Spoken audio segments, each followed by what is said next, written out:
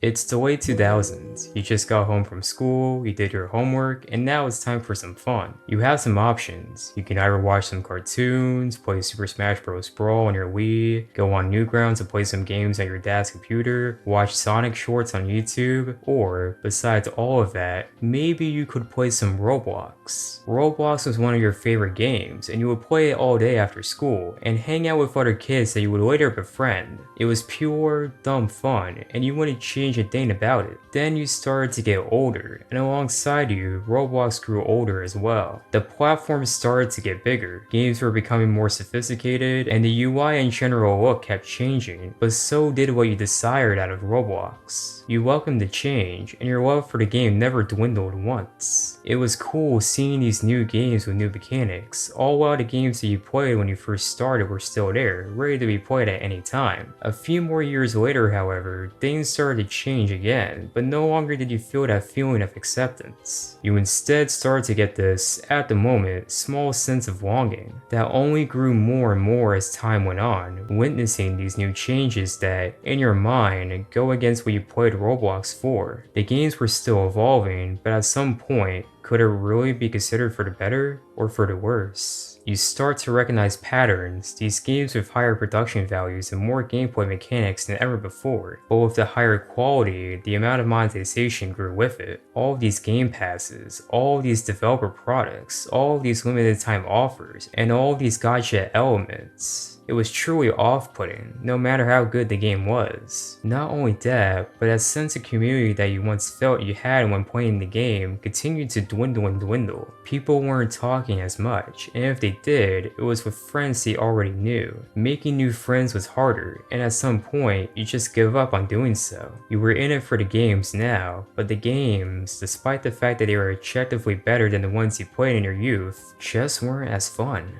Roblox is about community, and if that sense of community is gone, could you really consider this new direction for the platform to truly be an evolution or a de-evolution? The answer isn't quite as one note as you may think. To truly answer that question, we need to explore just what really happened since then, all the way to now.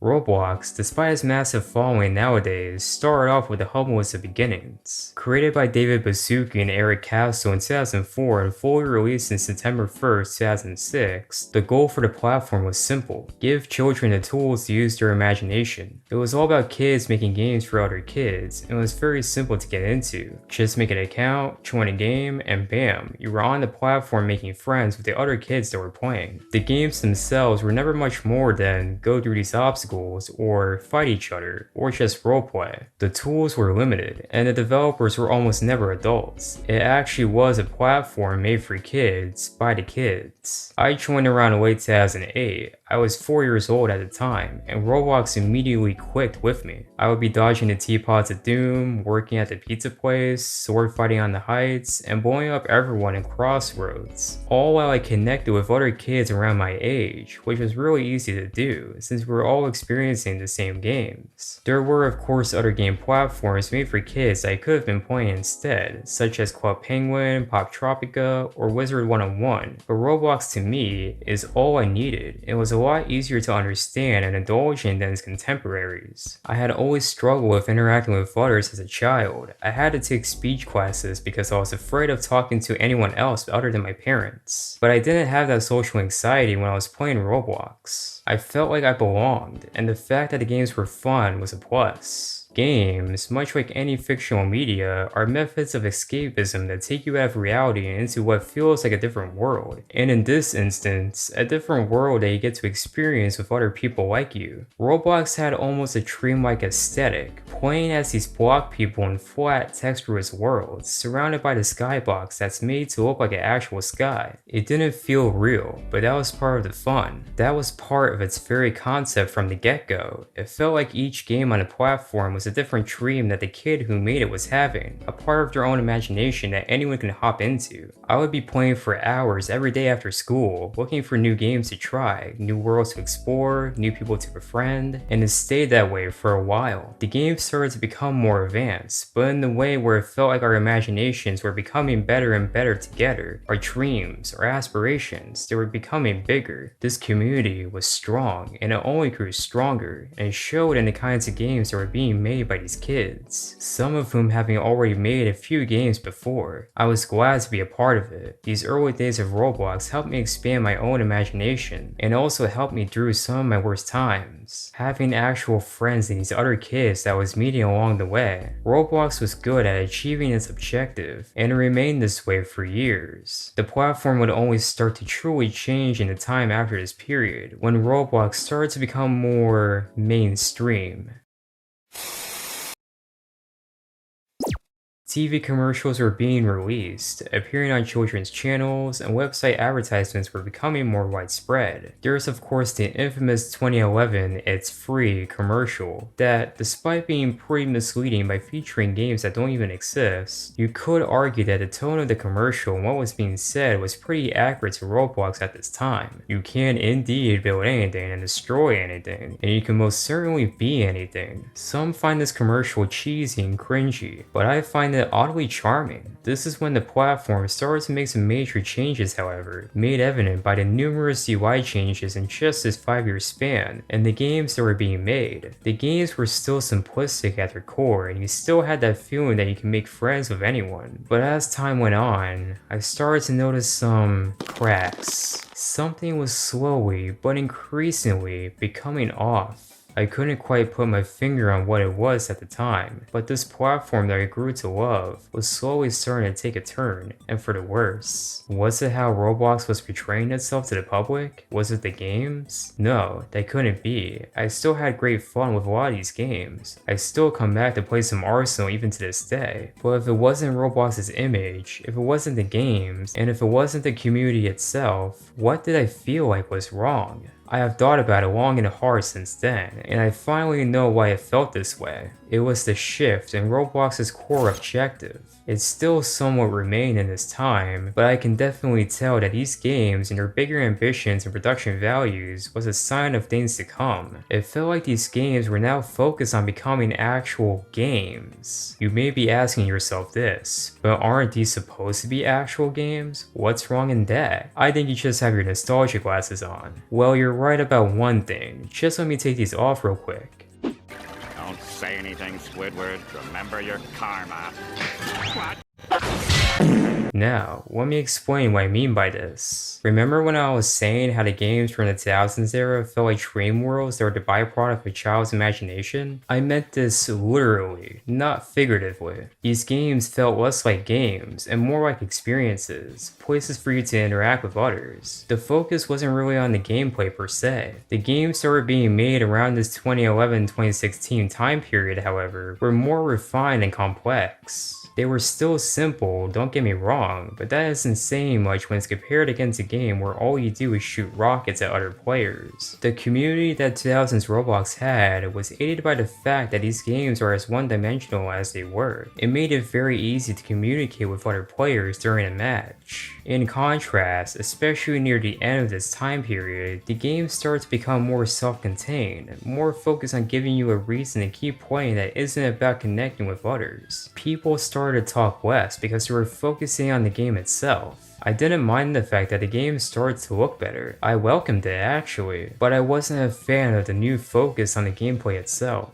Roblox still had that abstract dream look to it. Just now, instead of sword fighting on the heights, you're now playing CSGO, but Roblox. That was a theme around this time too. There was more games being made that were based on actual games on home consoles and PC. Anybody who's anybody knows about Pokemon Brick Bronze, basically just a recreation of Pokemon's traditional gameplay, but in Roblox. It was very well made, and I got far into it before it got shut down by Nintendo themselves. That was pretty much a given. Nintendo has always been hammering down on fan games, and Brick Bronze was no exception. You also had Phantom Forces, which is just Battlefield, but but again, on Roblox. It was certainly impressive seeing how far the games themselves have come, and they were definitely fun to play as games, but not really for experiences that you can make friends in, which is what I mainly played Roblox for. As the quality increased, the authenticity and sense of community started to decrease. All of this was not helped in the slightest when Roblox started to take away its free currency, the ticks. You would get 10 ticks every day, and you can exchange 20 ticks for 1 Robux, which I usually did whenever I got 200 ticks so I could buy clothes. However, it was announced on March 15th, 2016 that ticks will be discontinued, and Robux will become the sole currency. Some believe that they did this because Roblox was in financial trouble, but I personally think it was because of the fact that you could buy Robux with tickets at a lower price, allowing you to profit and get even more tickets. Either way, the downfall of ticks meant that only Robux remained, and it was when those feelings of ever-growing fear at thinking of what Roblox will become started to build up more quickly. My fears, ironically enough, were confirmed just a year after, in the next era of the platform.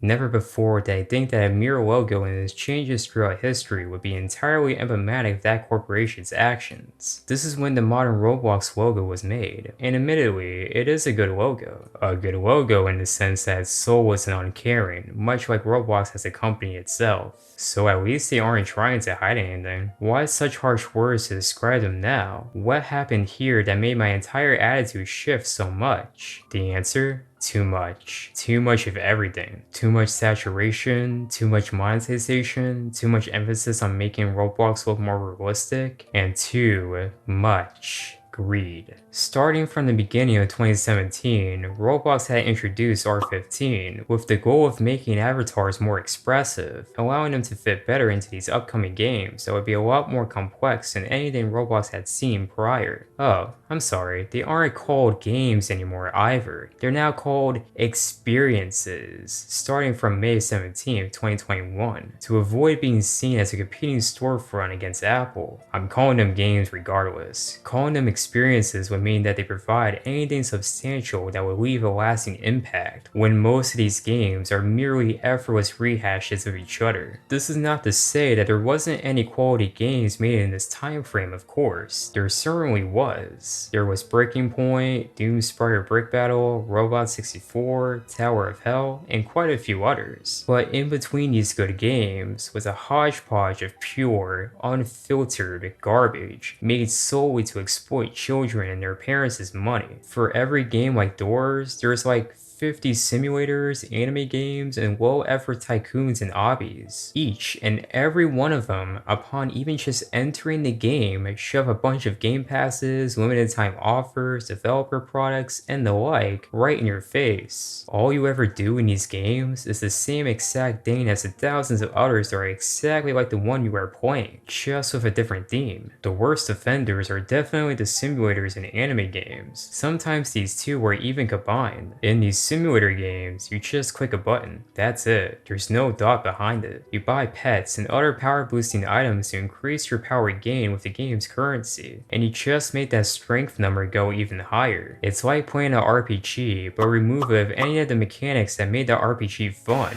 reducing it to just a monotonous grind fest. Not to mention, you are deliberately handicapped from progressing further in these games at an acceptable speed if you don't spend Robux on them. Some of these games don't even give you the convenience of automatically hatching eggs to get more pets without a Game Pass paywall. These games are quite literally the embodiment of anti-fun, and yet there's so many of them because they do extremely well. They're not made to be fun, but rather addicting. You'll notice that a ton of these games have spin wheels, playtime rewards, missions, and gacha elements in the form of the pets. It's like these games are made by psychologists rather than actual game developers, studying what people find addicting and putting it into a game. It should be quite apparent that, especially with how the pets work in these games, that it encourages unhealthy behavior in the children that stumble upon these games. Some of these pets have incredibly stupid rates like 0.058%, and sometimes even more rare than that. These games also always have the option to increase your luck when pulling for these pets, but you will need quite a bit of Robux for it to make any difference. It only gets worse too. I've seen some games games have a trading mechanic that let you trade pets to other players. I've also seen, in those games' respective chats, these kids selling their pets for Robux to other players. Besides those simulator games, there's also those aforementioned anime games. There's not a singular anime game genre per se, but there's a ton of anime-based games that fall under established genres on the platform. There's tower defense anime games, there's simulator anime games, there's tycoon anime games, any popular genre you can think of. They're the bare minimum that genre requires, but just shoehorn in a bunch of popular anime characters. To avoid being targeted by companies like Toei, they change up the names of these characters and their appearances, but sometimes it's just the names, so it's the same character but with a different name. They're usually based on anime as a whole, but sometimes they're just based on one. The biggest example of this would be Blox Fruits, which released in 2019, and was one of the first examples of an anime game taking off as much as it did on the platform. I like to call this game and any other game that copies it, bandit beaters, since all you really do in these games is just beat up the enemy in the quest to level up until you get to max rank. These games are also repetitive grinds. It can take you weeks of killing enemy after enemy to get max rank.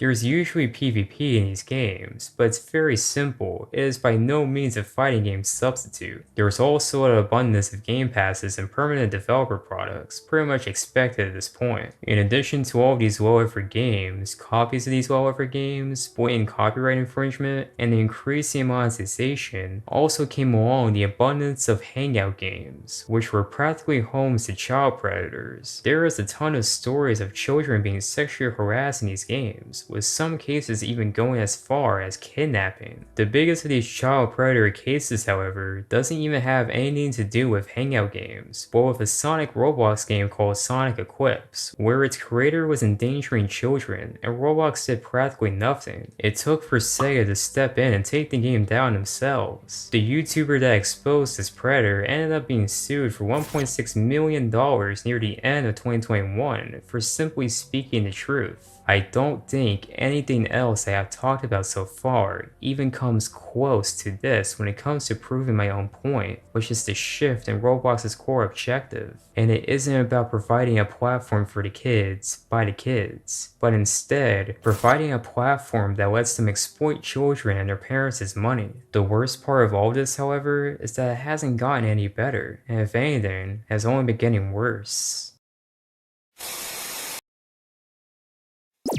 Fast forwarding everything to now, and not much has changed since the end of the 2017-2022 era. Predatory behavior is still abundant, gambling is still being encouraged amongst children, low-effort slop is still being pushed out, and gone are the days of kids making games for other kids. There's entire companies making games for Roblox now, even under the endorsement of bigger companies like Sega and Viacom, with the existence of games like Sonic Speed Simulator and SpongeBob Tower Defense. Both of these games, much like the aforementioned simulators, contain a bunch of game passes, developer products, premium currency, and all this other nonsense, with gameplay being the secondary focus. It's important to mention that ever since March 10th, 2021, Roblox became a publicly traded company, having its own investors that they need to appease, and that means maximizing profits. Roblox was already becoming increasingly more money focused even before going public, but after they did, they've reached a new stage of greed, going even further beyond normal greed. The content moderation is absolutely abysmal. Developers can infringe copyright all day long so long as they change the names of these characters. And hangout games continue to be made with no moderation whatsoever, allowing for the existence of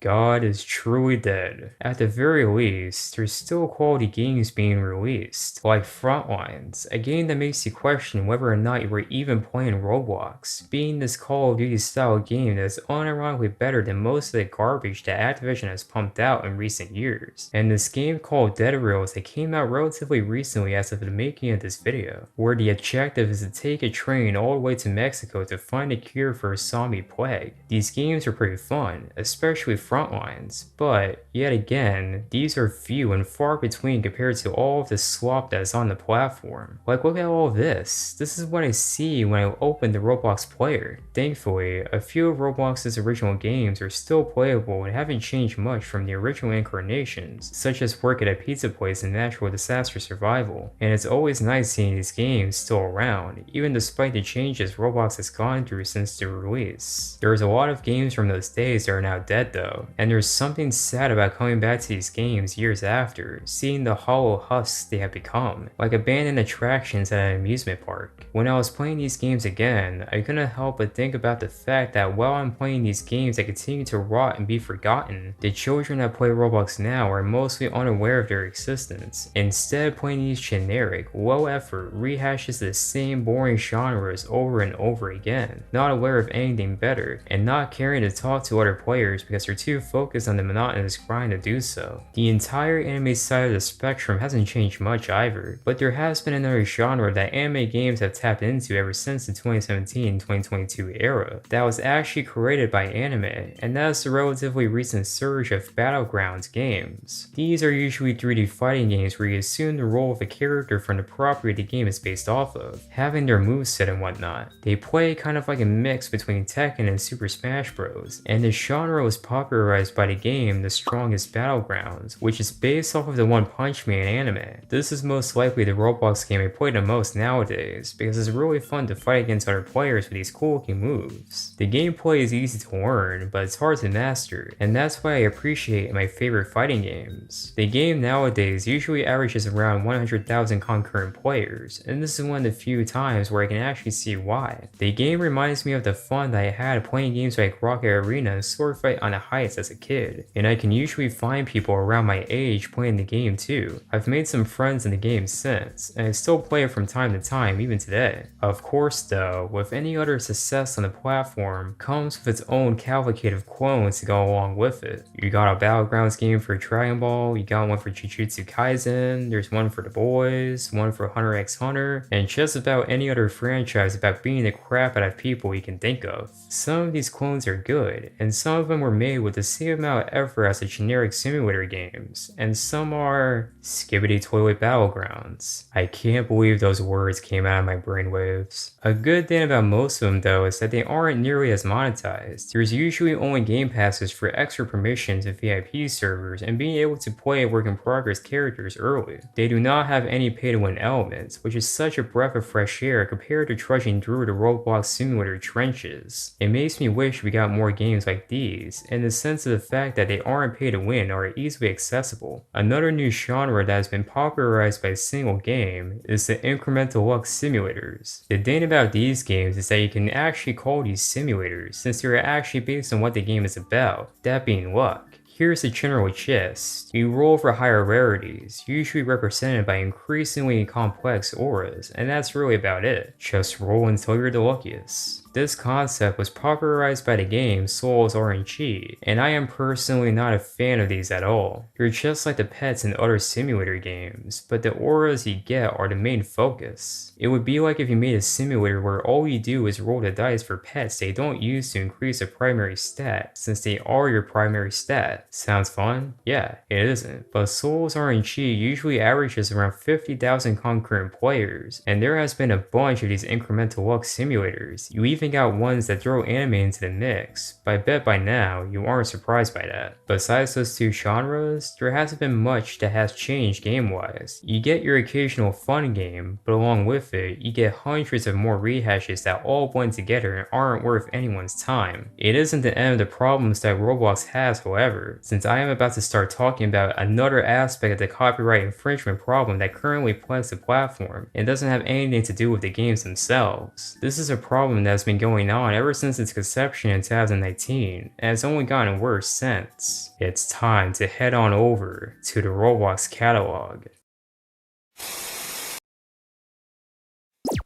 There is a reason why I saved this for its own section, and it's because this is its own gigantic rabbit hole that I could spend forever talking about, but I'll keep it to the most important elephant in the room, that being the massive amount of character-based items that definitely break copyright laws in more ways than one. What do I mean? Here's the very first thing I am greeted with upon clicking the avatar tab. Yeah. I don't think it takes a video essayist to explain what's wrong here. Look at this model with Shadow. Does it look familiar to you? Well, despite the fact that Shadow shouldn't be here at all, but the assets that were used to make this model with Shadow are from the Sonic Adventure 1 model of Sonic, simply retextured to look like Shadow. It completely goes against the copyright law of 1976 that protects literary works, and model assets are considered to be part of the art medium that is video games. Sometimes these kinds of items do get taken down by the respective IP holders, and other times you're like me, sifting through the catalog, seeing all these characters like SpongeBob, Goku, Omni-Man, Metal Sonic, and whatever other characters that these creators choose to make into an R15 package. It's honestly insane seeing how abundant these are, and how little moderation there is to ensure that these do not keep getting made. They're even becoming more blatant with their titles now, like this one is straight up called Sonic Adventure 1 Dreamcast. They aren't hiding anything at all. In addition to the model asset rips and other dubious items, the designs of most of these UGC items is not Roblox? At least, not the Roblox that existed in the early 2010s. Look at these original items. Look at how they look on my avatar. Do you notice anything off? My avatar is supposed to look like a late 2000s and early 2010s Roblox avatar, you know, like these. And while I'm trying on these new items, I can't help but think about how odd they look in comparison to my normal attire. The big feature here, of course, is the fact that they're no longer just textures, they're actually 3D modeled, and are overall a lot more detailed. Look, it's nice that Roblox finally gave people the privilege to create their own clothes and accessories, since before, only Roblox and a few other creators contracted under Roblox were making them. But at least when they were the only ones that can make clothing items, there was actual uniformity. Most of them felt like they were made with the traditional Roblox art style in mind, but now, all of these clothes look so different from each other. They're either realistic, cartoony, or just whatever the hell this is. I can't really blame the creators themselves though. It would be foolish to do so, since Roblox, as a company, has no clue what they want their own platform to look like. They keep changing their mind about what they want the games and the avatars to look like. Remember Arthro? It was Roblox's failed attempt at making anthropomorphic avatars, and they were horrifying. Seeing these realistic looking people alongside the old avatar style, and especially alongside the games that were made before Arthro, was a complete mess. It was a horrible clash of art styles. Thankfully, Roblox has since backed off of the idea, but they still create items that are supposed to be for Arthro, but you can equip them on the classic avatars as well, which is exactly what led us to this image. While they may have somewhat given up on the concept, its effects continue to linger to this day. That statement can be used to summarize all of Roblox in general. It's a culmination of all of Roblox's prior mistakes and bad decisions, and while more of them continue to spawn, their previous ones and their effects also continue to stay. With all this information that I have displayed to you thus far, it's finally time to truly answer the question I asked in the beginning of the video. Has Roblox truly evolved, or has it devolved? Yes, it has evolved, and yes, it has also devolved.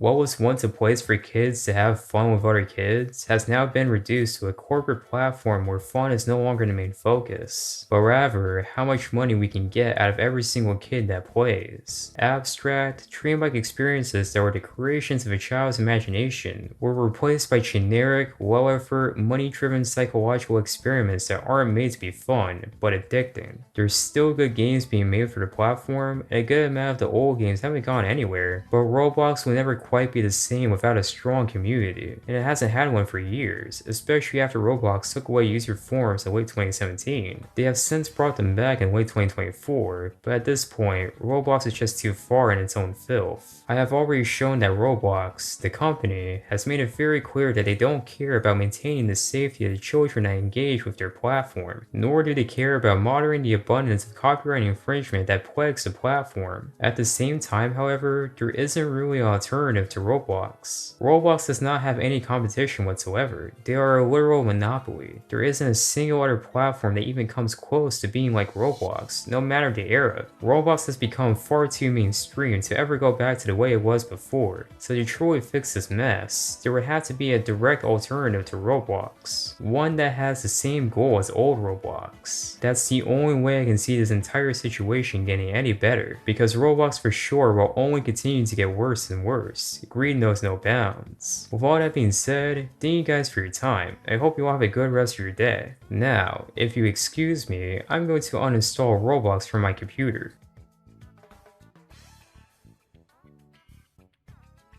There, now I can go back to playing good games.